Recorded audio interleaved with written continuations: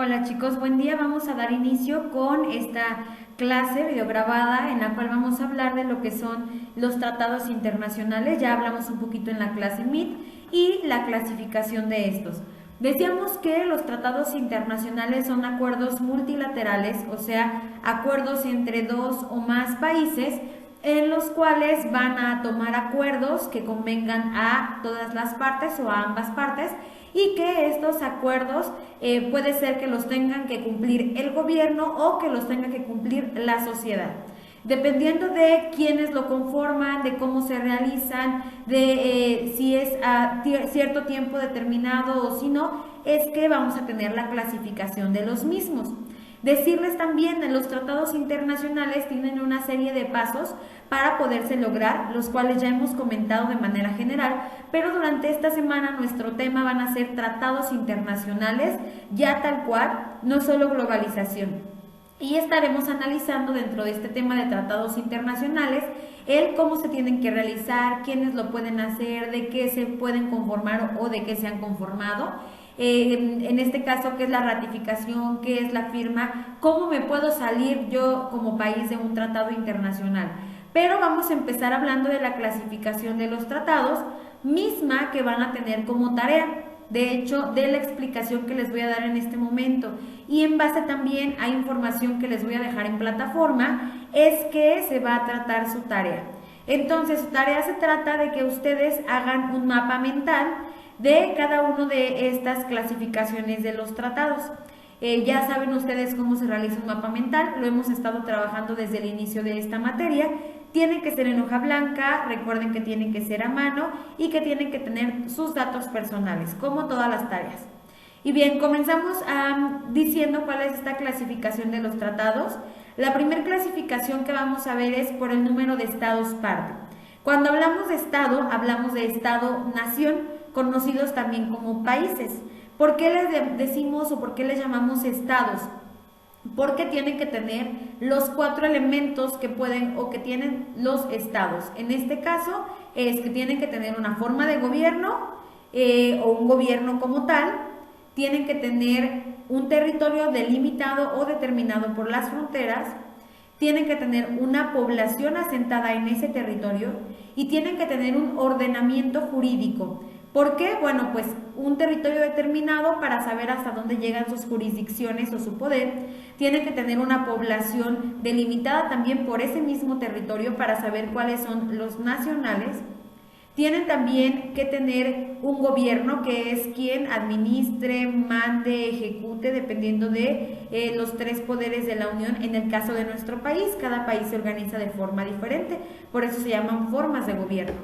Y deben tener también un ordenamiento jurídico. ¿Qué es el ordenamiento jurídico? Bueno, pues el ordenamiento jurídico son las leyes y normas que van a regir a la sociedad, que las aplica el gobierno, pero que al final de cuentas son las que hacen que la población esté bien, que esté bajo un orden, que esté bajo una paz social. ¿Ok? Entonces, por eso se llaman estados, pero estamos hablando de naciones o de países.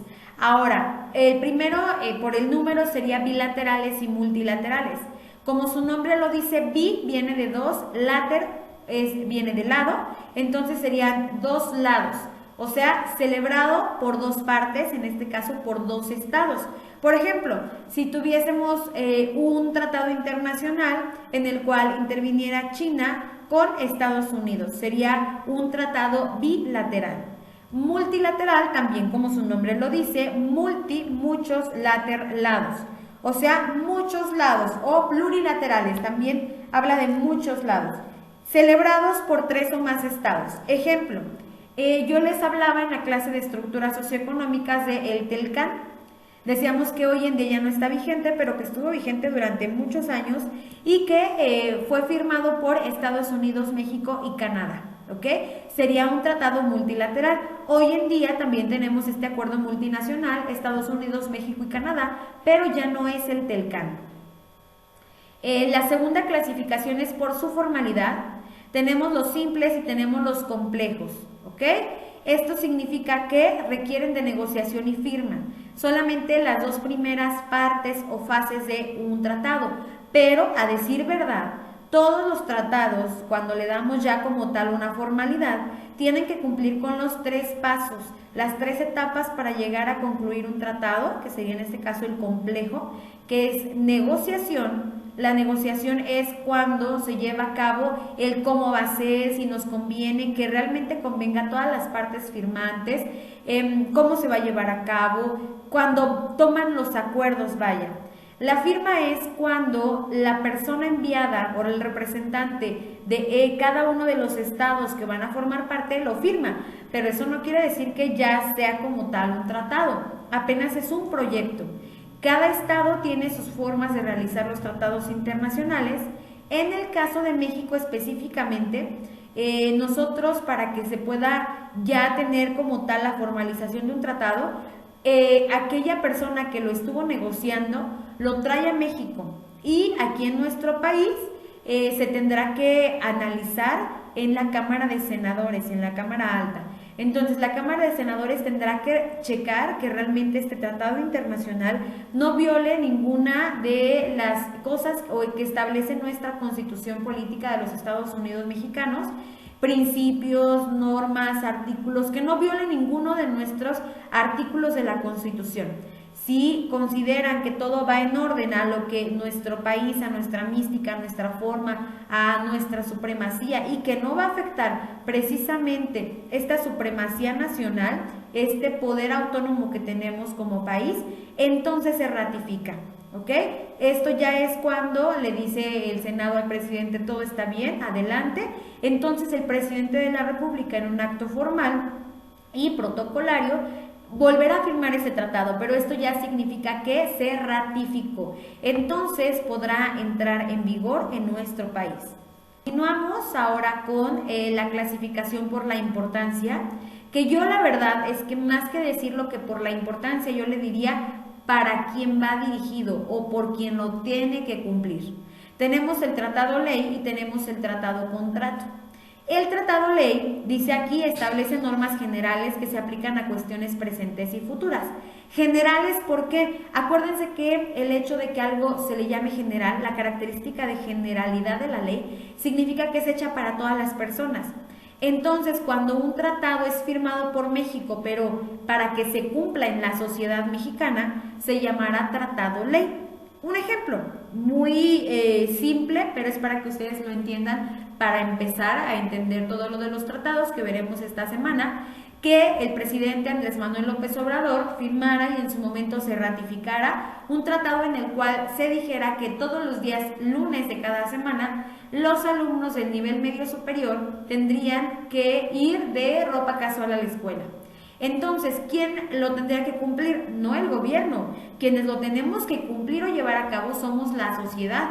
En este caso se llama tratado ley. Cuando se llama tratado contrato, dice su presentación, establece normas particulares que resuelven un asunto particular. Ejemplo, tratado de límites con Ecuador.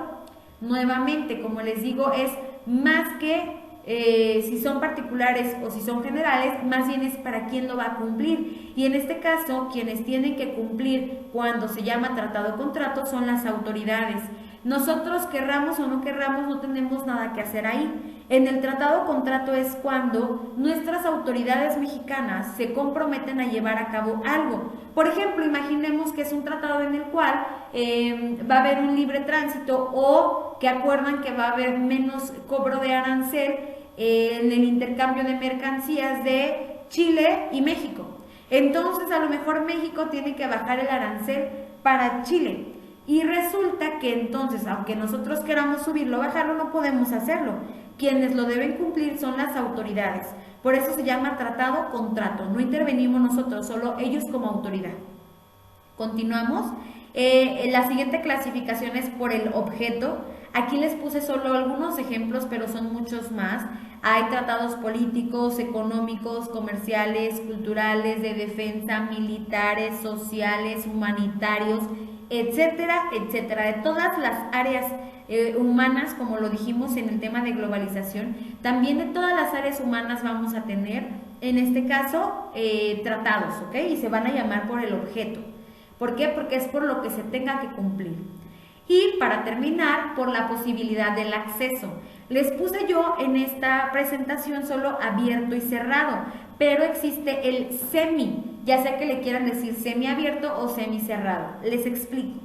Un tratado abierto es cuando lo podemos hacer el país A y el país B, pero aunque el tratado ya esté hecho, puede incluirse el país C, el D y el E después, ¿ok? Por ejemplo, lo hacemos en el año 2020, A y B, y resulta que el C se va a adherir, así se le llama la adhesión, se va a adherir en el 2022 y el D en el 2030.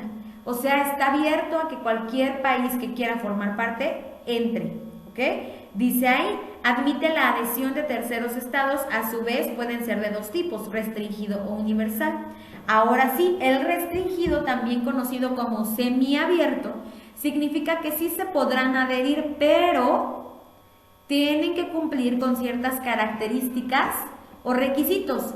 Por ejemplo, que México y Canadá hubiesen hecho este acuerdo multilateral, pero que nada más lo hicieran México y Canadá, ¿ok? Para el libre comercio.